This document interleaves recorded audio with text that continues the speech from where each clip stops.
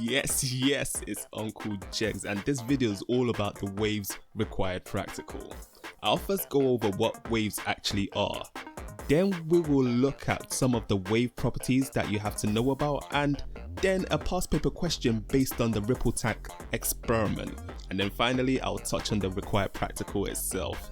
As always, check out the timestamps to skip to exactly what you need, and also collect the worksheets for this video and also the answer to the previous video's worksheet.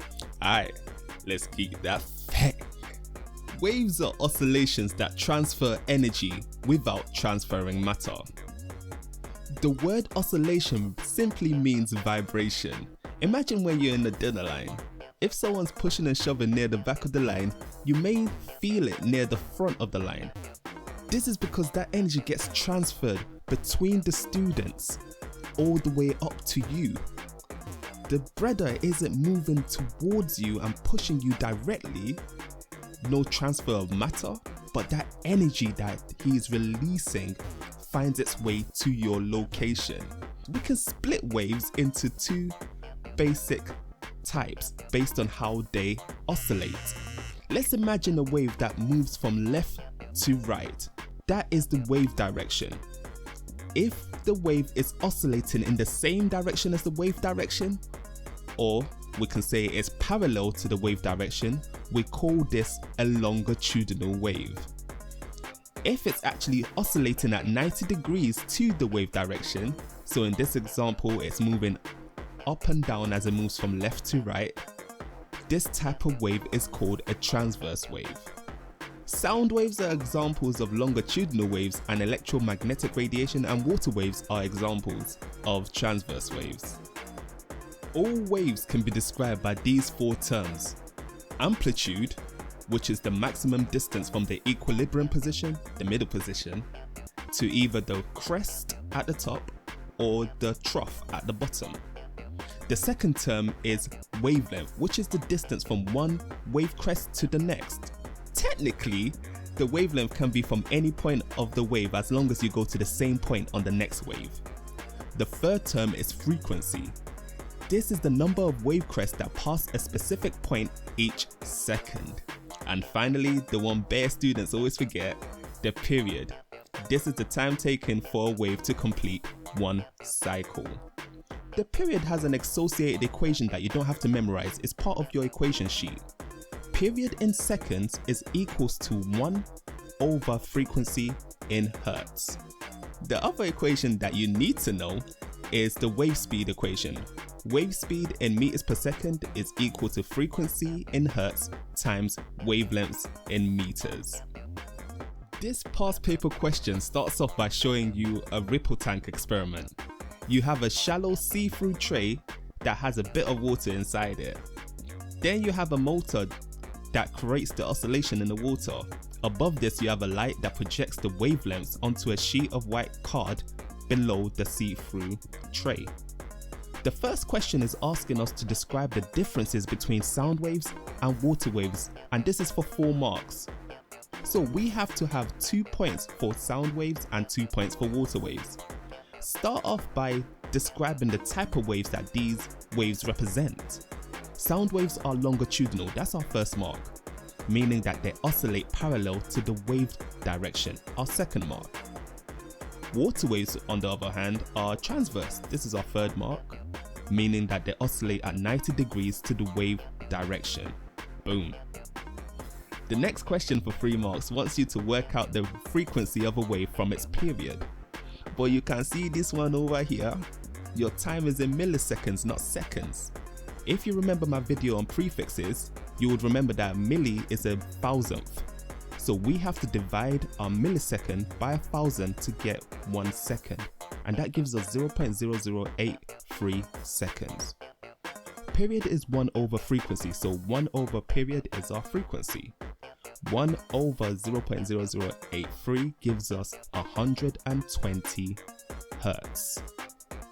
And finally, this monstrosity of a question. Explain how a student could make accurate measurements and use them to determine the wavelength of the waves in the ripple tank. There's a simple method of working out wavelength which we'll look at during the actual required practical section, but since this is 6 marks and it's asking us to use and explain how to use our measurements, we have to go the long route. Wave speed is equal to frequency times wavelength. We can rearrange that to get wave speed over frequency to get our wavelength. This means that we need to measure the wave speed and also the frequency in this experiment. We need to add 2 more pieces of equipment to complete this set. That's a stopwatch and a meter ruler. Frequency is the number of waves that pass a point per second. There are 2 ways of measuring frequency: timing how long it takes a certain amount of waves to pass a point, or you can find out how many waves pass a certain point in a given time, for example 10 seconds. We just then divide the number of waves by the 10 seconds to get our frequency. To measure the wave speed, we need to use distance over time, which gives us speed. Measure out the longest possible distance so you can reduce your error margin. Then you time how long it takes a wave to traverse that distance. Now you just use your values for wave speed over the value for your frequency to get your actual wavelength. It's time for the practical. This practical is made up of 2 sections: observing water waves in a ripple tank and observing waves in a solid. In the first activity, you set up a ripple tank and make sure that there is a large sheet of white card or paper on the floor under the tank. Then you pour water to a depth of about 5 millimeters into the tank. You adjust the height of wooden rods on your ripple tank so that it touches the surface of the water. Switch on the overhead lamp and the electric motor will start bobbing. Adjust the speed of the motor to produce low frequency water waves. Adjust the height of the lamp so that the pattern of the wave's crest is clear on the white card. You then place a meter ruler at right angles to the waves shown in the pattern on the card. Measure across as many waves as you can and divide the number of waves by the length to get your wavelength. Then count the number of waves passing a point in the pattern over 10 seconds and divide that number of waves by 10 to get your frequency. Calculate the speed of the waves using the equation: wave speed equals frequency times wavelength. For the second activity, switch on the vibration generator to get your string vibrating. Adjust the tension on the string to get a clear wave pattern. Use a meter ruler to measure across as many half wavelengths as possible. Divide the total length by the number of half waves. Multiply this number by 2 and that will give you your wavelength.